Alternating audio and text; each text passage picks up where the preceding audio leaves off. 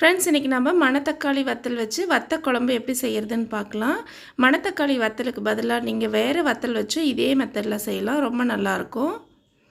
கடாய் நல்லா சூடானதும் இதில் 3 டேபிள் ஸ்பூன் அளவு கடலை எண்ணெய் சேர்த்துக்கலாம்.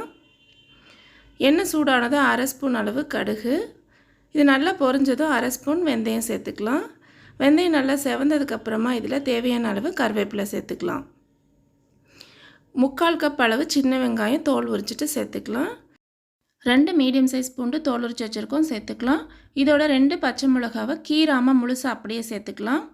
இந்த மாதிரி சேர்க்கும்போது உங்களுக்கு ஃப்ளேவர் மட்டும் இறங்கும், காரம் அதிகம் இருக்காது. இப்போ இந்த வெங்காயத்தை 3/4 பதம் வர அளவுக்கு வதக்கிக்கலாம். ரொம்ப வதக்கினோம்னா குழம்புல கரைஞ்சிடும். இந்த அளவுக்கு வந்ததுக்கப்புறமா இதில் தேவையான மசாலா பொடியெல்லாம் சேர்த்துக்கலாம். 1/2 ஸ்பூன் மஞ்சள் தூள், தீயை குறைச்சி வச்சுட்டு மசாலா பொடியெல்லாம் சேர்த்துக்கலாம். இந்த ஸ்பூன் அளவில் 3 ஸ்பூன் அளவு குழம்பு மிளகாத்தூள் சேர்த்துக்கலாம். இதோட ரெசிபி நம்ம சேனலில் ஏற்கனவே போட்டிருக்கிறோம். இப்போ இந்த மசாலா பொடியெலாம் சேர்த்ததுக்கப்புறமா ஆயிலையே பச்சை வாசனை போகிறதுக்காக இது நல்லா வதக்கிக்கலாம். இந்த மாதிரி நம்ம எண்ணெயிலேயே மிளகாத்தூள்லாம் சேர்த்து வதக்கும்போது குழம்புக்கு நல்ல கலர் கொடுக்கும்.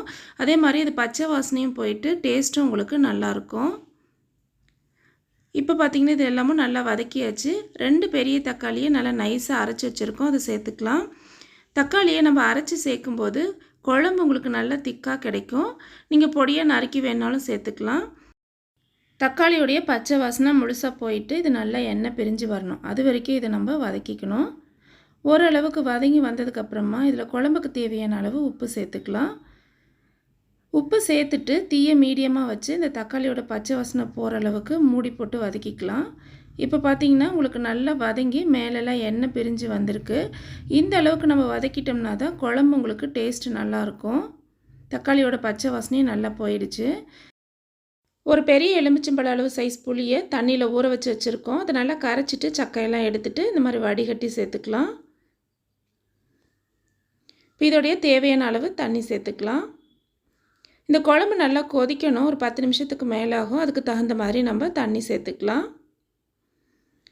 இப்போ இது ஒரு கொதி வரட்டும். வந்ததுக்கப்புறமா நம்ம உப்பு காரம் டேஸ்ட் பார்த்துக்கலாம்.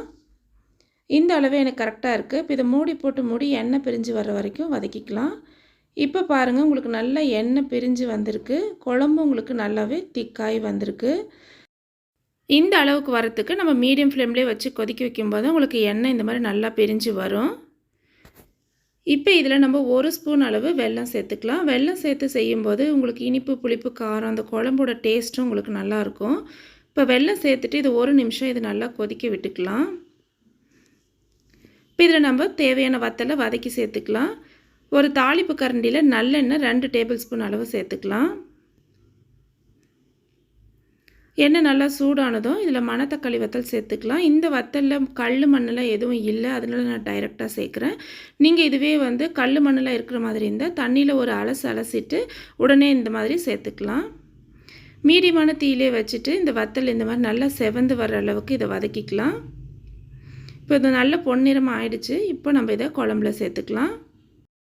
இது மாதிரியே வேறு எந்த வத்தல் சேர்க்குறதா இருந்தாலும் கடைசியாக நல்லெண்ணெயில் வறுத்துட்டு சேர்த்துக்கலாம். இந்த மாதிரி செய்யும்போது குழம்போட டேஸ்ட் உங்களுக்கு நல்லாயிருக்கும். வத்தல் சேர்த்ததுக்கு அப்புறமா இது 1 நிமிஷம் கொதிக்கட்டும். இப்போ பார்த்திங்கன்னா 1 நிமிஷம் ஆயிடுச்சு. குழம்போட திக்னஸும் உங்களுக்கு கரெக்டாக இருக்குது.